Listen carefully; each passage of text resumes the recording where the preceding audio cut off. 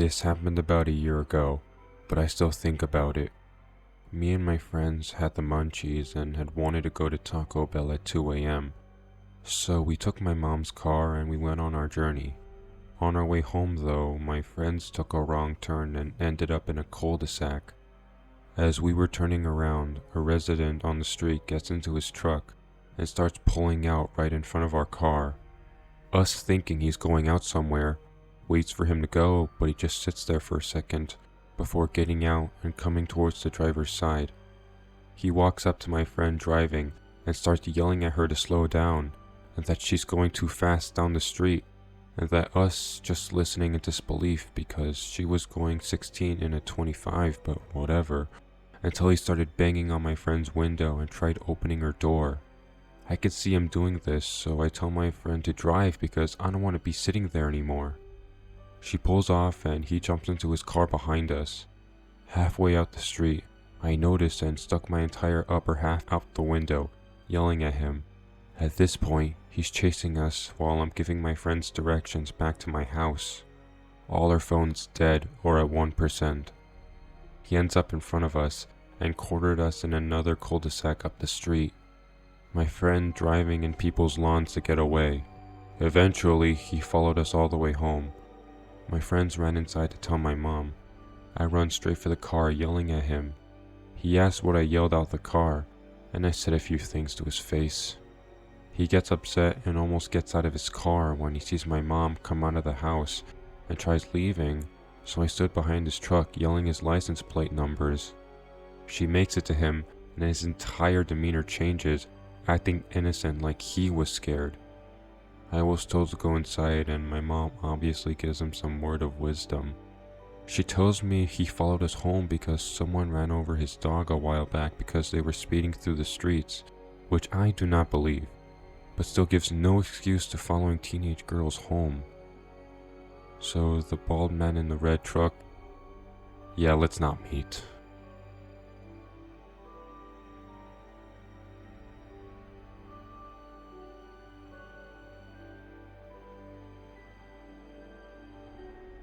I was in juvie as a kid pretty often. I ended up doing 4 months out of 6, which was the longest I had gone to juvie. Ghost stories have been shared amongst kids in there pretty often. The detention officers would even chime in time to time to tell theirs as well. Some pretty hard to buy because it's juvenile and there isn't much to do besides tell stories, especially when talking through vents and toilets. One night it was time for lockdown, so we all turned in our stuff and headed in for our cells. This time at night, someone is usually talking to you through a vent, so we'd stay up a bit after lockdown unless we were extremely tired. Sometimes we mess around and even holler out the cell door saying insults to one another or egging the DOs to come into the pod just to annoy them. This night, we thought someone was messing around. We heard what sounds like wails, like someone pretending to be in extreme pain echoing through a cell door, and so a lot of the kids were yelling at them to shut up and banging on the cell doors to get them to stop. A lot of threats were thrown out towards whoever was making the noise. Then, the wailing sounded like someone was in actual pain. Guttural moaning and groaning, sounds you would hear if someone was dying. Absolutely terrifying to hear. I started to get chills on my back because it sounded unreal. Finally, the DOs came in and turned on all the lights and started calling out for whoever it was, as it was saying it sounded like someone needed medical assistance. They all opened our doors and told us to step out so they could figure out who needed help. The sound kept going, even after we all stepped out and lined up downstairs. The sound was coming from the second level, from a cell that no one was inside of. 2 DOs went up and opened the door, and the wailing kept going.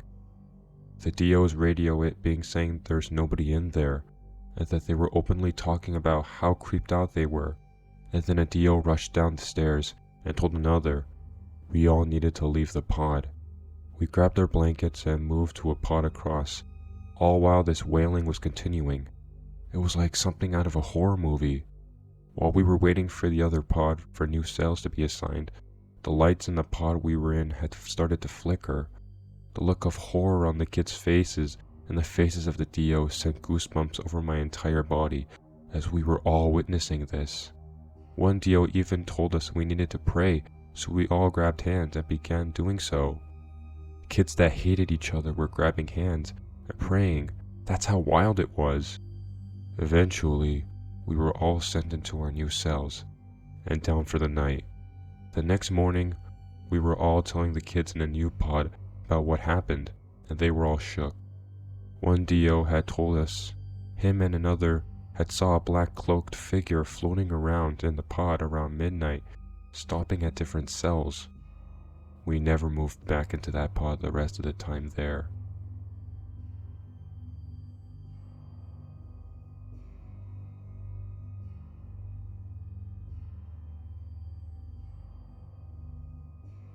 My name is Leah. I live in the north of France in one of the houses of a family neighborhood. I was 15 years old when the story passed. My parents being separated and my mom being a nurse, I was often alone at home. It was November 2021. It was dark much earlier, and so I was alone at home around 7 p.m. I hear blows at my door, but I was waiting for no one. I was paralyzed, and a few minutes later, the blows were repeated. I look in the peephole of my door, but nothing. At the time, I thought it was a force by children in my neighborhood. The blows stopped, and then nothing for 4 days. It was Saturday. I had invited 2 of my friends to my house, Louise and Satine, and that day, my mother was on duty. We were watching a movie in my living room when I went to pick up a charger in my room. My 2 friends were alone downstairs, and they heard the same shots as the night before. They first thought that my mother was coming home, but by opening the door, no one.